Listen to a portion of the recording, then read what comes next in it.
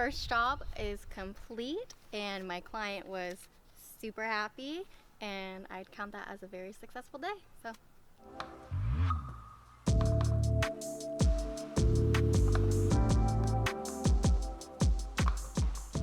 And we're back with the first update with Stacey and the mess she made. So she's built her website, built her business cards. So let's hear a little bit about your website and where you made that, what your experience was like with that. So that was an experience just because I've never built a website before. So I kind of went into it and I kind of almost panicked because I was thinking, what the heck, how do I even do this? But it was pretty simple. I used a called Wix, and they make it really easy. It's a simple website. There's really not much to it. I'll probably build, make it a little bit more fancy later on. So for now it's just pretty basic, but it's cute and it's me, so Yeah, so right now the goal is just to make it super simple, just enough to get by. I think it's like 3 pages in total. Yeah. And then eventually we'll add more. We might get into something like some form of content marketing where she writes articles on things that she comes across. Like, let's say she comes across this super dirty oven, and then she could take a couple pictures before and after, what she did to clean it, what worked, what didn't work.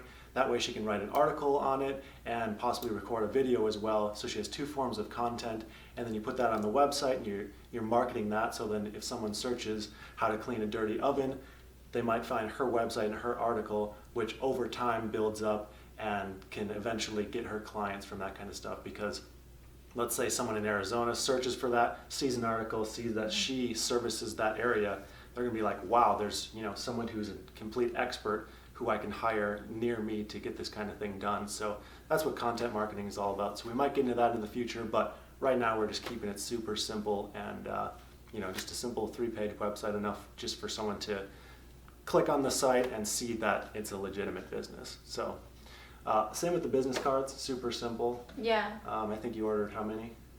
I have 1,000, so really simple. Just order them on Vistaprint. Very easy to make anything on Vistaprint. So I think I have about 1,000 of them right now.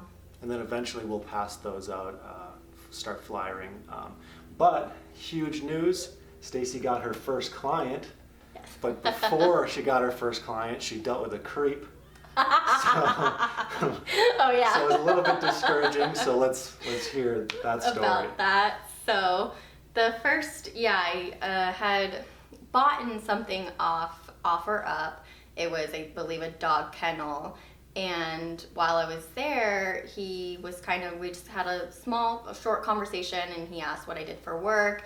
I told him, and then I actually said that, I was starting my own business, and gave him a few business cards. And I would say probably, a few weeks later, I got a text from him saying that he wanted me to come out and do a job and clean his house, and I was really excited about it. So the few messages later, he had asked, would you mind coming and cleaning in something sexy?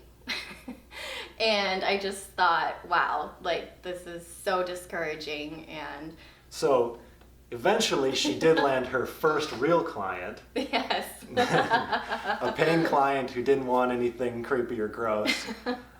So talk about how you got your first client and how many quotes you had to send out before you got your first one. I think she was actually, my first client I got through, so I got her through this app called Thumbtack. And it's for professionals, or you can use it as you're looking for, certain things in your area. Well, so she was the first person that reached out to me, and she couldn't have been a better client for my first client. She was just amazing. She went by Miss Duck, and so I landed her through Thumbtack. Basically, you set a budget for every week, and it gives you a certain amount of leads, and then they reach out to you. They ask about your services or, a quote, estimate. They ask for your availability. So she just asked when I was available, and I reached back out to her, and then I got the job. So yeah. So that was the first quote you sent out? Yeah. Wow, you can't complain there. So what was your budget set at? So I set my budget at $30 a week, and on the Thumbtack app it says it'll give you 0 to 4 leads, and I got about 4 leads, I would say, that week. Yeah, I landed her though right away, so that was pretty exciting. Yeah, so it seems like the return on investment's pretty good so far for Thumbtack. Yeah. Ideally, we're trying to get regular clients, not one-time cleanings. That way, the lifetime value of each client is way higher, and it's that much more worth spending the marketing dollars, because let's say you have to spend $30 to get one client. The return on investment is a lot better if you are able to make $300 a month from someone versus one $300 cleaning. So we're really trying to focus on getting regular clients. We haven't quite cracked that yet on how to best formulate it on that app, but we're just trying to think in terms of the lifetime value from each customer. So was there anything that came up during your first cleaning that you wish you knew before you started, or you wish you did differently? Well, the whole job, it was great. I mean, I got upstairs and my first was like, oh my gosh, how do I clean? Like, I just had this moment of, wait a minute, like, where do I even start? But I think it was just kind of nerves, and I wanted to make sure I was getting everything done in a timely manner. But everything, there was a few products that I didn't bring.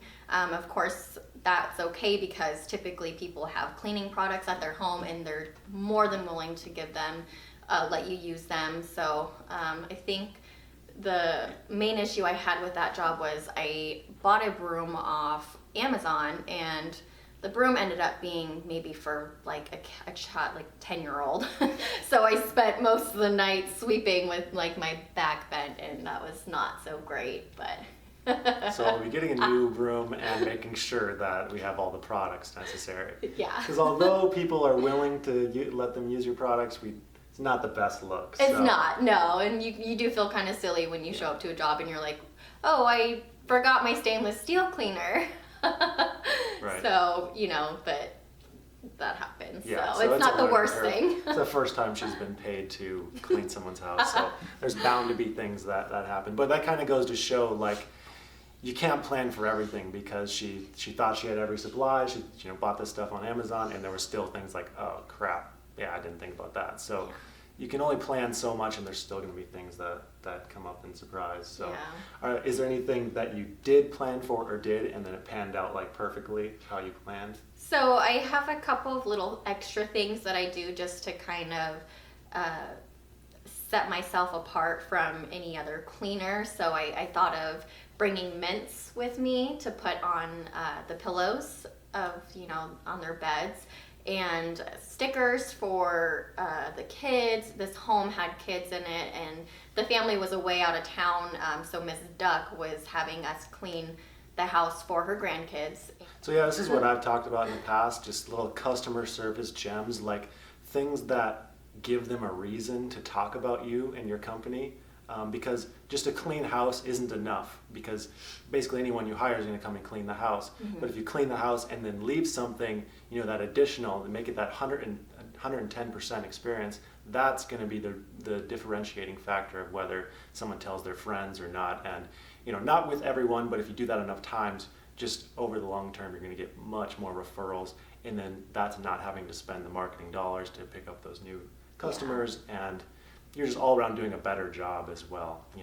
Just like you said, really showing that you're trying to do a good job and that you care, and kind of trying to stand out. Yeah. Miss Duck, when she went upstairs, she's just thought it was the cutest thing. The little, because of course I, had her walk around and say, is there anything that we didn't do, or anything that, you would like us to do? And she saw those things, and she just thought that was the greatest thing.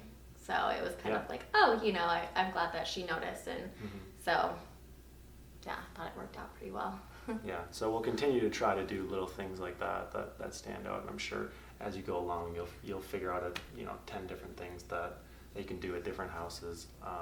So how much did you charge for this first client? So that was about $100 an hour, basically, because she paid us $200. We were there for, I think, 2.5 hours. So, you know. So it comes out to $80, $90 yeah, an hour. Yeah. And it was such an easy job. It was, you know, the house is the cleanest, dirtiest house I've ever seen. So, and then with her, you were cleaning her daughter's house, but she now wants you to clean her house, right? Yes, yeah. So they had just moved here from Illinois, and they were still unpacking. But so this was just a one-time clean for her daughter and the grandkids. And then she said that we did such a great job that she would be, in about a month or so, she'd be looking to have us come out and clean her house. So even though it was a one-time job, I still gained, you know, a client because of the work that we did. And she was just really impressed, and she was lovely. Like, she went and bought us dinner while we were cleaning. Like I said, it couldn't have been a better experience. Yeah, and that wouldn't have happened if you didn't like do the above and beyond and like show her that you care and just like show that you're having a good time too. And Yes. just, you know. Yeah. Those little things stand out because from what I understand, it wasn't like she was even looking for a cleaner for herself, but she was like, "You guys are so great. I need you to clean my house as well." So, you know. Yeah. So that's it for the first update. Stay tuned for the next update when hopefully we bring to you much more clients, much more success, maybe a couple more stories. So until next time.